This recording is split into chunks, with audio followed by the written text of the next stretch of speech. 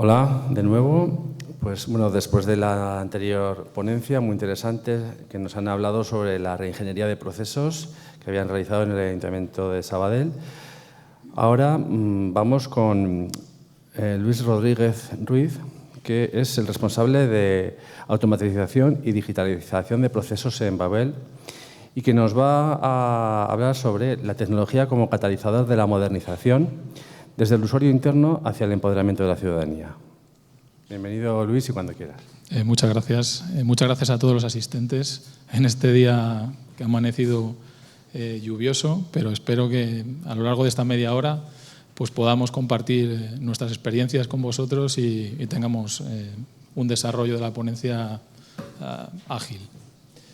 Cuando empezamos a pensar en el título de esta charla, pensábamos en cuáles eran las dificultades que estaba enfrentando el ciudadano y siempre partimos de lo mismo, y algunos de los asistentes que pues he tenido la suerte de trabajar con ellos ya me conocen, y yo soy un convencido de que podemos facilitarnos mucho más las cosas como ciudadanos que estamos obligados a ello, ¿no? Entonces vamos a hablar un poco de todo esto. Si me permitís, antes quería contaros un poco, para aquellos que no nos conozcáis, somos el Grupo Babel. Estamos presentes, bueno, ya estamos en el top 10. Presencia en 14 países, y ahora incido un poquito más en esto porque lo que yo os voy a contar es lo que nosotros nos aplicamos internamente, ¿no? Tenemos presencia en muchos países, y ¿cómo hemos ido consiguiendo toda esa presencia en distintos países, en distintas regiones? Pues a través del crecimiento orgánico, pero también del crecimiento inorgánico. Y el crecimiento inorgánico nos hace integrar distintas compañías. En el 2020 integramos los servicios profesionales de Suguarajé. En el 2021 integramos una empresa al completo especializada en ciberseguridad, y antes del verano integramos otra empresa que también se llama Grupo Babel en Centroamérica. Esto lo que nos hace es estar en un reto constante de transformación, donde vamos apalancando nuestros procesos internos y hacer que converjan todos en un único proceso. De manera que ya os estoy haciendo un poquito de spoiler, porque yo de lo que voy a hablar es de la optimización de procesos, ¿no? Y nuestros números objetivo es que vamos a acabar facturando en torno a los 140 a 145 millones y vamos a ser unos 3.000 empleados, y en el 2025 queremos ser 5.000, ¿no? O sea, queremos seguir creciendo y creciendo y creciendo sin parar. Pero insisto, estamos en un proceso de transformación constante. O sea, que nos identificamos perfectamente en cómo nos estamos comportando como sociedad. Nos tenemos que transformar y adaptar. Y no soy yo el que lo dice, sino que lo hemos sufrido todos y cada uno de nosotros, porque ha habido elementos disruptores que nos conllevan a inevitablemente pasar por la transformación digital. Esto es un camino sin retorno. Las telco, qué deciros, ¿no? Todos los que estamos aquí ya tenemos, somos todos muy jóvenes, pero ya tenemos una edad. Acordaros de cuando estábamos con los SMS para acá y para allá, y apareció de repente WhatsApp, que de momento nos parecía un poco extraño, y se tuvieron que reinventar. Ese negocio que para las telco era la mensajería de texto, que era un filón, desapareció y tuvieron que hacer las cosas de otra manera. Así como la retail, toda la parte de retail. Hoy en día, no creo que a la semana seguro que tenemos 800 reuniones por Teams, y en la mitad de ellas aparece el repartidor de Amazon a visitarnos en esa reunión. Oye, perdona que voy a abrir la puerta porque he encargado un paquete, ¿no? También se tuvieron que adaptar y modificar todo su paradigma del negocio. Las finanzas igual, aparecieron las fintechs, y esto lo que ha hecho es irnos maleducando, si me permitís. Nos ha ido maleducando de manera que nos ha convertido en usuarios totalmente digitales. Ya no queremos que nada, no quiero ir a ningún sitio para hacer cualquier trámite. Y eso hace que en las administraciones también nos tengamos que acabar comportando así, porque a ver cómo paramos esto, no hay forma de pararlo. Y luego, por si todo esto fuera poco, apareció nuestro amigo, vamos a decir, COVID, y hizo que todo esto ya sea totalmente imparable. Y luego sí, es verdad que tenemos que hablar de dónde tenemos que apalancar tecnológicamente y podemos hablar de hiperautomatización, que es una palabra que yo llevo siempre aquí en el bolsillo y la tenemos que utilizar porque parece que hoy en día un consultor que no utilice la palabra hiperautomatización mezclada con metaverso, mezclada con low code, etcétera, etcétera, no sabe ni de lo que habla. Pero esencialmente estas son las palancas tecnológicas. Yo soy de la opinión de que la tecnología es el medio para conseguir cosas, no es el fin, no es la tecnología por la tecnología. Y así nos hemos ido enfrentando a distintos retos. Y sí que me gustaría utilizar esta gráfica para contar cómo nos hemos ido comportando desde hace muchos años con esos legacy y esos sistemas que inventamos o a los que dimos lugar para dar soporte a nuestro negocio, pero que detrás quien tenía era al usuario experto. Teníamos un usuario totalmente conocedor del proceso que lo que hacía es sistematizar la información en los diferentes sistemas que le damos para poderlo soportar. Con el tiempo empezaron a aparecer, además de estas aplicaciones 3270 o no 3270, sino aplicaciones ya con un tiempo, empezamos a hablar de los middlewares, de cómo poder exponer toda esta información hacia terceros, de cómo hacer que se integre la información entre los distintos aplicativos y después empezamos a hablar de sedes electrónicas, de portales del ciudadano, etcétera, etcétera. Pero lo que estábamos al final exponiendo hacia el ciudadano era exactamente lo mismo que tenemos aquí en el centro. La lógica de negocio que teníamos en el core de los sistemas que hicimos hace unos cuantos años. Esto hace que tengamos que comportarnos de una manera distinta porque nuestro usuario final, nosotros como ciudadanos, ya somos distintos. Ya no es el usuario experto que necesitaba hacer las cosas que ya sabía hacer y lo único que tenía que hacer es registrarlas en un sistema. Lo único, perdonad por la simplicidad, no es lo único. Tenía que hacer muchísimas cosas, ¿no? De manera que ni podíamos exponer servicios, ni podíamos reutilizar el código de esa lógica de negocio que teníamos, o teníamos complejidad. Y por mucho que hayamos ido evolucionando, seguimos un poquito estando ahí, ¿no?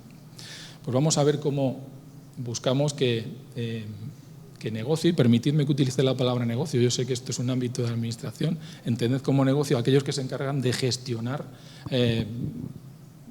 pues al final el negocio en sí mismo, ¿no? No entendáis negocio como que recibe un rédito de nada. Negocio está siempre preocupado por lo mismo, está preocupado pues si todos tenemos jefes que nos dicen quiero los productos cuanto antes en el mercado, nos aprietan para que pongamos elementos diferenciales en el mercado. Nos dicen que además, como somos digitales, esto tiene que estar disponible 24/7 en el peor de los casos, ¿no? Además queremos que todo esto sea escalable dentro de la organización. Por supuesto que tienen que tener un rendimiento muy orientado al consumo de información, en el que el usuario nosotros como ciudadanos somos el principal consumidor de toda esta información y además que sea un elemento diferenciador. Aunque aquí no hay negocio, sí que si yo me adelanto en cuanto a la exposición en los distintos organismos, si yo soy el primero que da el servicio, pues un valor que tengo añadido, ¿no? Y además no nos podemos olvidar de que todo esto tiene que ser seguro. Y no nos olvidemos de que el perímetro de la seguridad, ya no hay perímetro interno y perímetro externo, sino que el perímetro de la seguridad ahora mismo está totalmente diluido. Lo que queremos son espacios totalmente seguros en cualquier entorno, ya sea accediendo desde nuestra casa, accediendo desde nuestro puesto, accediendo desde nuestra web, desde cualquier punto, ¿no?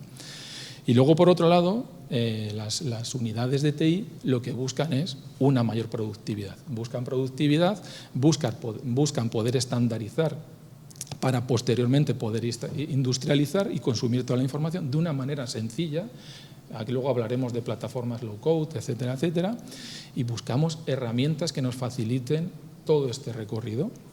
Y, por supuesto, tenemos que ser muy eficientes en cuanto a los desarrollos. Y tenemos que buscar un nexo de unión entre las unidades de negocio o la gestión y TI. Y el nexo de unión es el proceso de negocio. Siempre estamos hablando de proceso de negocio, aunque a veces nos olvidemos de él, ¿no? Cuando hablo de proceso, no hablo solo de una diagramación, de una secuencia de pasos donde uno tras otro tiene una cronología, sino que en cada una de esas actividades lo que debemos de tener es perfectamente relacionado quién hace esa actividad, cuál es el marco legislativo que le apoya, cuáles son las salidas que genera esa actividad, en qué sistemas está siendo soportada esa actividad, es decir, tener una visión 360 de lo que ocurre alrededor del proceso de negocio. Y luego hay un pilar muy importante, muy importante, que somos las personas. Hoy en día, demográficamente, aunque nos cueste, cada día en España somos más mayores y tenemos que hacer aflorar el talento que hay dentro de las organizaciones, que hay mucho conocimiento y expertise de todo el negocio. Entonces, entre la optimización de procesos y el afloramiento del talento es donde están dos de las grandes palancas del proceso de modernización y de transformación digital de las organizaciones. Y ahora lo que os voy a invitar es a un pequeño viaje donde vamos a parar en cada una de las etapas, donde vamos a hablar de la optimización de procesos como uno de los primeros pasos para ser más eficientes. Posteriormente estaremos hablando de automatizaciones más tácticas, tareas concretas, tareas de mucha carga de trabajo, pero en algunas ocasiones de poco valor. Y luego pasaremos a exponer un poco cuáles son el paradigma de las automatizaciones estratégicas. Cuando hablamos de la optimización de procesos, de lo que estamos hablando, podemos acometer esa optimización con tres aproximaciones distintas, dependiendo de la madurez de la organización.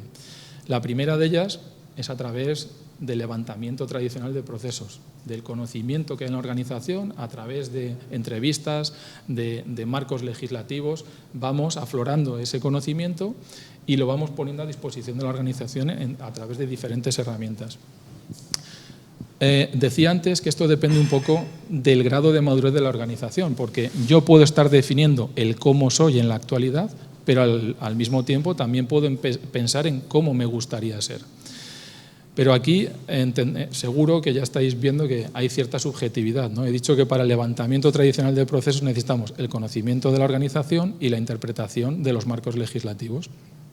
Ahí perdemos un poquito de objetividad, porque al final es lo que vosotros, como conocedores del negocio, vayáis contando y el cómo se vaya recogiendo esa información, con lo que hay un trasiego de la información en la que puede haber un poquito de pérdida de conocimiento.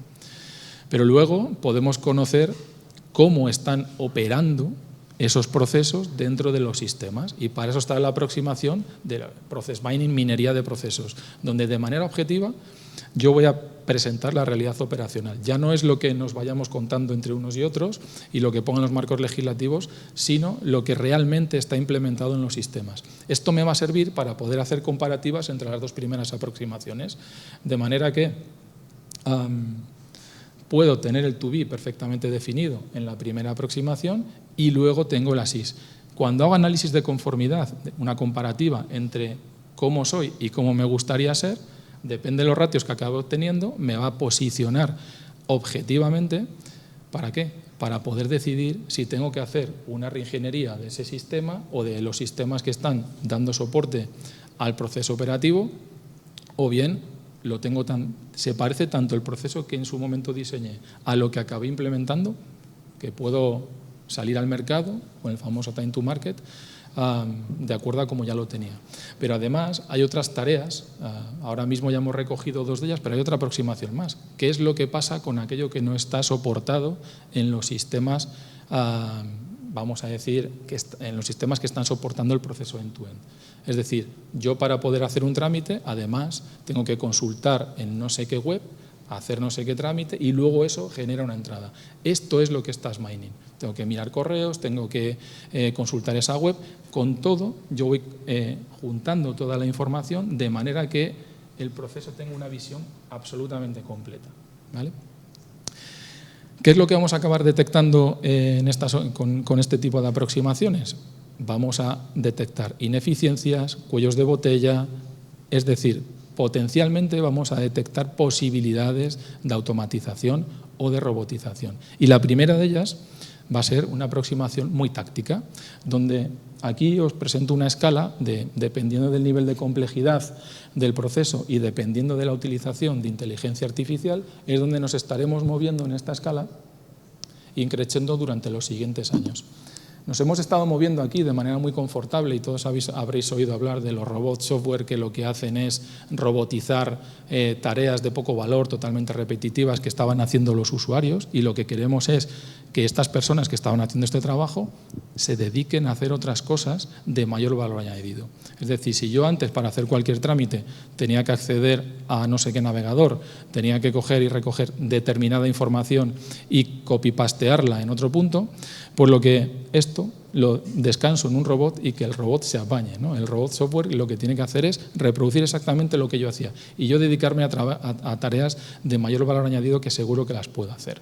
Si además a esto empezamos a añadirle inteligencia artificial, empezamos a hablar de automatizaciones cognitivas, donde, por ejemplo, si yo en la actualidad, y luego veremos una animación, en la actualidad estoy leyendo una serie de documentos para obtener determinada información y eso es el inicio de un trámite, pues directamente puedo mezclarlo con inteligencia artificial, con servicios cognitivos, de manera que pueda hacer una lectura inteligente de esas dianas de información que están en el documento para posteriormente dejarlas en cualquier estructura de información o en un ERP o en una herramienta de gestión o lo que fuera, ¿no? Y así podremos ir recorriendo toda esta escala hasta el mundo ideal que llegará, y además ya está por ahí, donde tendremos asistentes que decidirán casi por nosotros, ¿no? Y este es el camino que vamos a recorrer. Inicialmente, en estas automatizaciones muy tácticas, en el círculo del centro lo que vemos es las tareas que estábamos haciendo hasta ahora, tareas repetitivas, copy-pastes, etcétera, etcétera. Pero en el círculo de fuera ya empezamos a ver que lo que tenemos que hacer es consumir información desestructurada, que tenemos que entender documentos, que tenemos que utilizar técnicas de visión por computador para identificar personas, documentos, cualquier cosa que sea fácilmente identificable, ¿no? Y aquí es donde está el recorrido que nos queda en unos cuantos años, porque al final esto no va de utilizar una tecnología u otra, sino de lo que va es de la convergencia tecnológica de las distintas aproximaciones. Por eso a mí no me gusta contar RPA solo, ni contar automatizaciones estratégicas de IBPM solo, ni contar BPA, sino que en Babel lo que nos gusta es contar una aproximación global y luego ya entendiendo cuál es la necesidad que pueda tener la organización, hacemos zoom sobre cada una de ellas. Y lo siguiente que hacemos es, una vez que ya tenemos este escenario más táctico cubierto, pues debemos de pensarnos cuál es la siguiente aproximación, ¿no? La siguiente aproximación es, vamos a añadirle más complejidad a todo. Los procesos no son tan sencillos como ese copy-paste de movimiento de documentos que he descrito antes, sino que ahora lo que necesitamos es orquestar procesos complejos. Y para eso nos debemos de plantear este dilema, ¿no? Nos debemos de plantear este dilema en el que de volumen y variedad. ¿Por qué? Porque si yo tengo mucha variedad, pero no estoy ejecutando nada, pues seguramente no vale la pena afrontar nada. Directamente tendré que pensar en una estrategia de automatización distinta. Pero si resulta que lo que tengo es muchas ejecuciones, pero que siempre se producen de la misma manera, tendré que pensar en las aproximaciones tecnológicas que los vendors de software nos ofrecen, aproximaciones BPM de toda la vida, Business Process Management de toda la vida. Pero si resulta que yo lo que tengo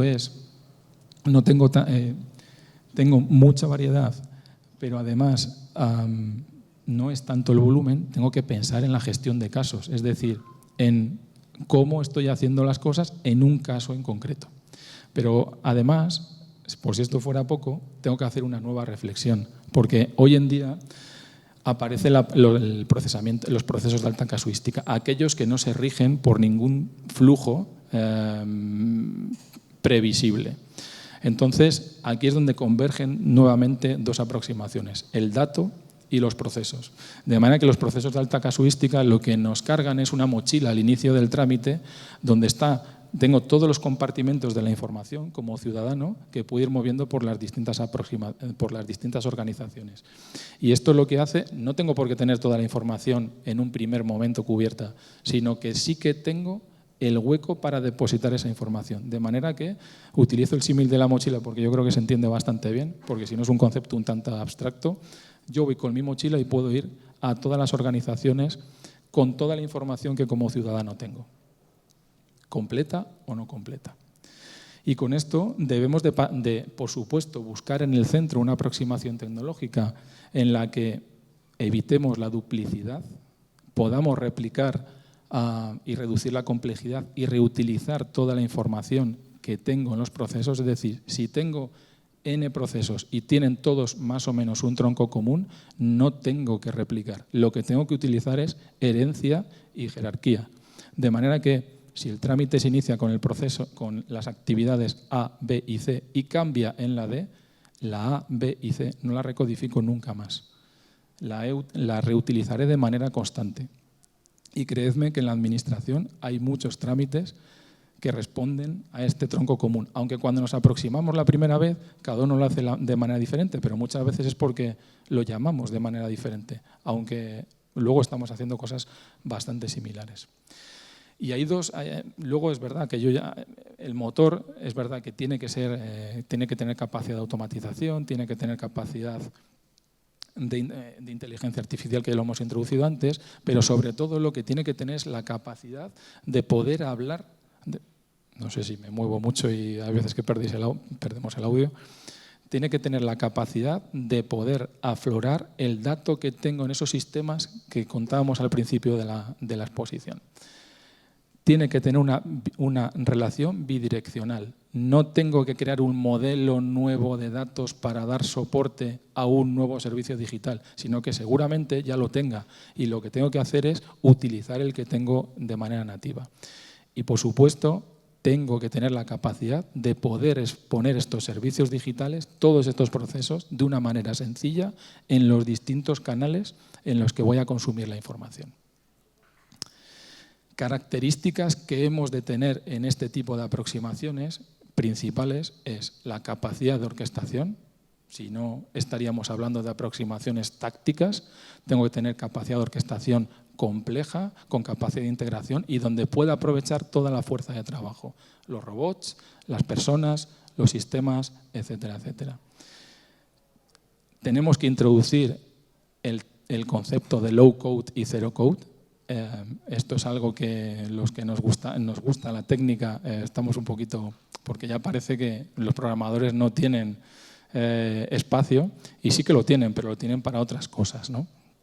Porque low code al final es que alguien con conocimientos, no voy a decir sin conocimientos técnicos, porque necesita conocimientos técnicos, pero de una manera ágil pueda acabar implementando determinadas aplicaciones. Y por supuesto que esto no sea una aproximación concreta de una unidad o de un área de negocio, sino que tenga una visión y una capacidad de poder escalar dentro de toda la organización. Y antes os decía la presencia de los nuevos roles, ¿no? O aprovechemos el conocimiento que hay en las organizaciones.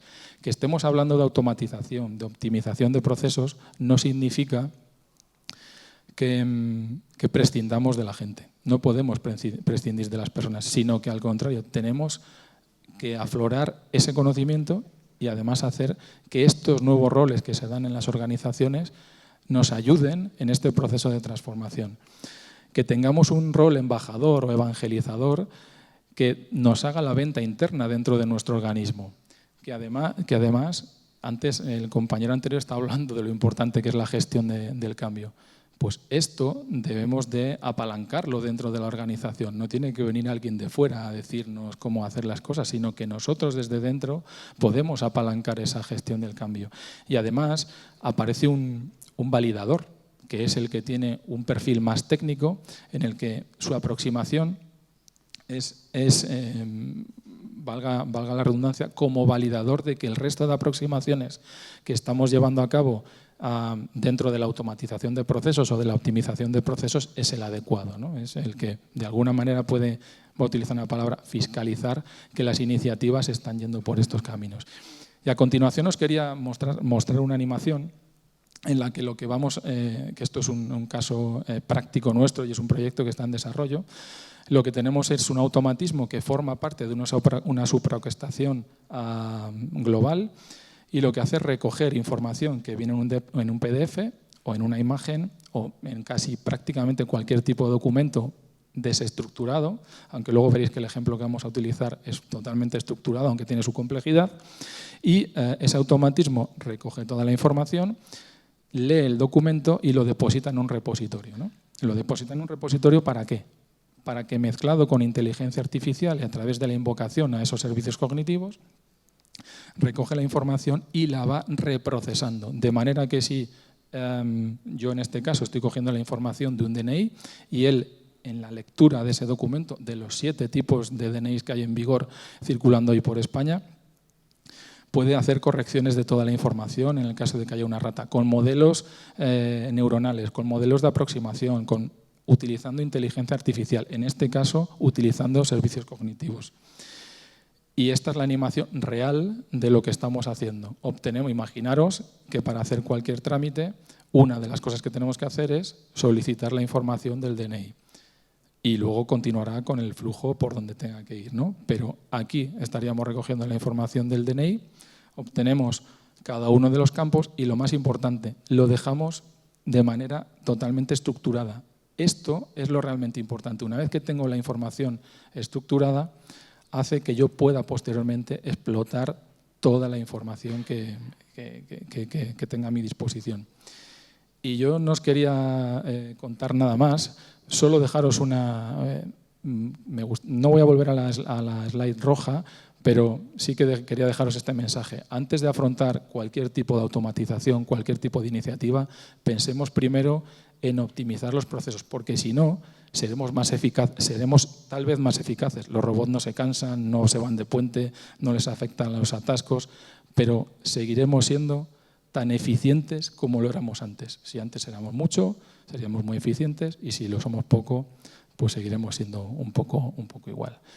Y aprovecho también, estamos ya en fechas, para desearos a todos un feliz año y que espero que la exposición haya sido de vuestro agrado, y si tenéis cualquier cuestión o lo que sea, pues aprovechad ahora o yo estaré por aquí durante la mañana. Muchas gracias a todos.